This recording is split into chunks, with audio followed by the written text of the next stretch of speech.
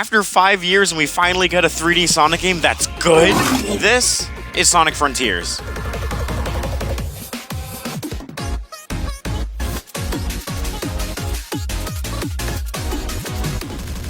You start the game as Sonic is standing on the plane. How the hell would he do that in a thunderstorm? It's been 5 years. I wonder how Sonic sounds. Track the Chaos Emeralds here, right? Jesus Christ, his voice is deep. When suddenly...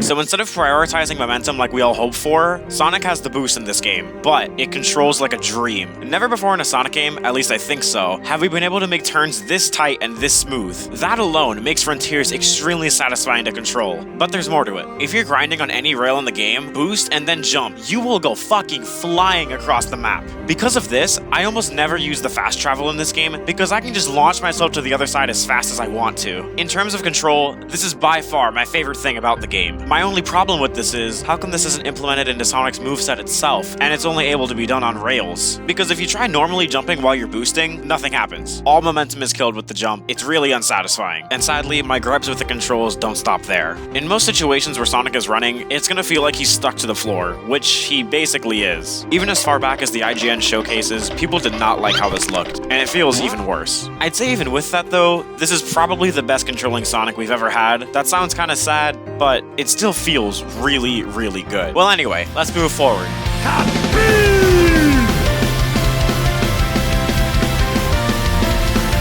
Yeah, so something about the game that I should probably mention, it's kinda glitchy. Not like Color's Ultimate Seizure glitches, I mean like this, where the automation fucks me over. And sadly, that's not the only problem. In terms of collision, what the fuck? Enough! Just chill. Just go fishing instead. So this is a part of the game that I don't think anyone expected them to put in, but I, for one, am very happy that they did. I don't know, it's just a lot of fun just tossing in your line and just seeing what you're gonna get. The music's super relaxing. I really like this song. And honestly, this is one of my best memories with this game. Handing the Switch around between my friends and seeing what fish they were gonna get before class started. Overall, fishing is a nice break from the game. It really relaxes the tone of everything and you just get to chill. That is until you start to take it seriously and realize that you can get through the entire game by just fishing. You can farm almost every single thing in the game that you can collect purely from fishing. The economy here is so busted. It's kind of funny though. It shouldn't be like this, I agree. Whoever might have said that. But whatever, I think it's fun. What kind of place is this? But anyway, you mess around on the island a little bit, and then the mini-bosses in this game, or as the game calls them, Guardians, for the most part, are pretty fun. I really liked Tower in the beginning, and Asura was decent enough to climb up. It was kind of jank feeling though, but overall it was still pretty fun. And Squid is just a fun little spectacle. I feel like it goes on for a bit too long, but I like it. Then the matter of combat comes into picture.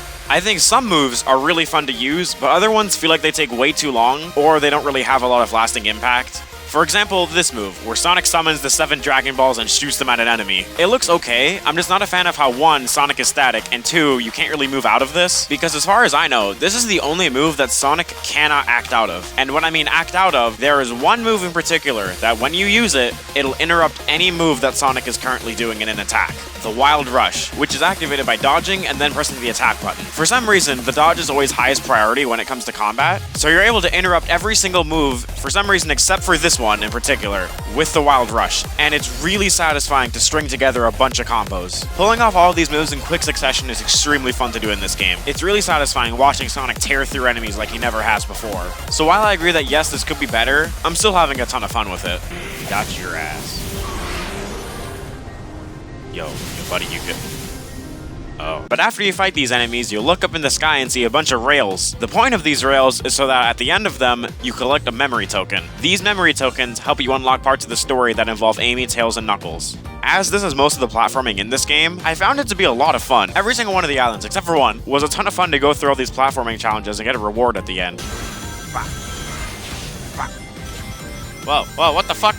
What the fuck was that? At one point on Kronos Island, the game actually makes you do this mission. In this mission, you use the Psy Loop to cut up some grass, and you avoid some bees and some pod things. I don't actually know what these are. At first, you might think this is a pretty easy challenge, but once you figure out when exactly the Psyloop starts to close in on itself, then it gets a bit more challenging because then you have to rush yourself and try and finish as quickly as possible. But if you use the boost, then you're able to get through this pretty quickly.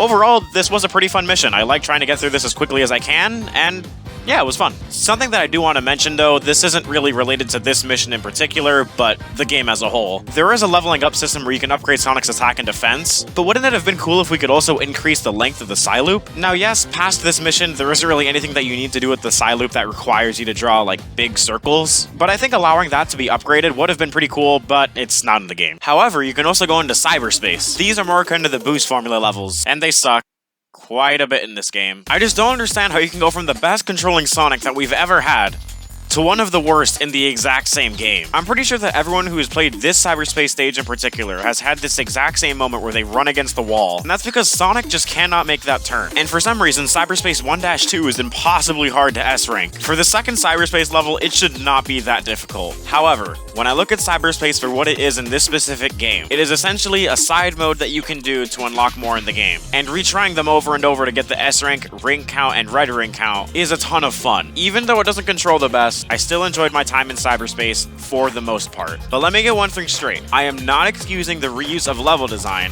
I am not excusing the reuse of level aesthetics for what, the 8th time? I don't want to see Green Hill Zone in the game ever again. I am so sick of it. And the 2D controls in this can just get the fuck out. It is horrible in Cyberspace. But I would still say overall, I enjoyed my time in Cyberspace. Oh, I'm alive.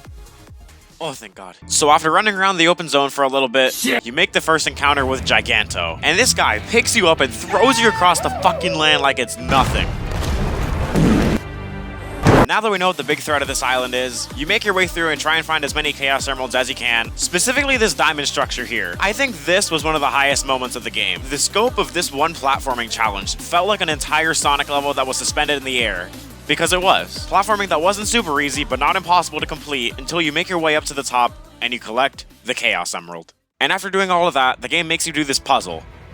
Jesus Christ, this took me 15 minutes. But anyway, you make your way up the waterfall and come face to face once again with Giganto. The last Chaos Emerald is actually on top of his head, so you have to use what you learned in the Asura boss and climb your way up to the top of him. I think this was a pretty neat way of bringing back an old mechanic, but then you reach his head and you collect the 7th Emerald.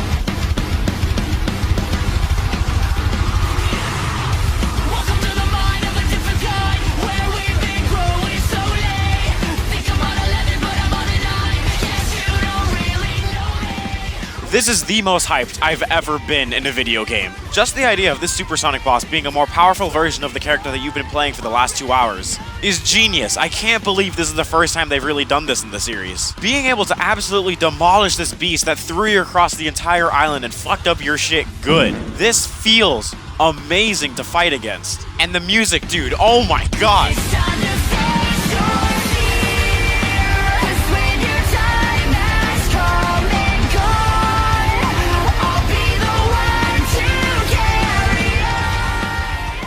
One of my favorite things to do when fighting against this boss is using the parry, but then instead of using the counterattack, you're able to hit him with your other moves before the timer for using the counterattack goes up. You're able to get really creative with the Psyloop because yes, you can actually use that in these supersonic bosses. Once you use the Psyloop, a wind current will push him into the sky and you get to dish out a bunch of attacks on him. Just be cautious because he can still attack you. But then you can Psyloop him one more time and he'll go rocketing towards the ground and you get to do even more attacks on him. That's why I love these boss fights so much. You're able to use your moveset in its entirety against these titans. And so you finally take him down and you get this amazing cutscene.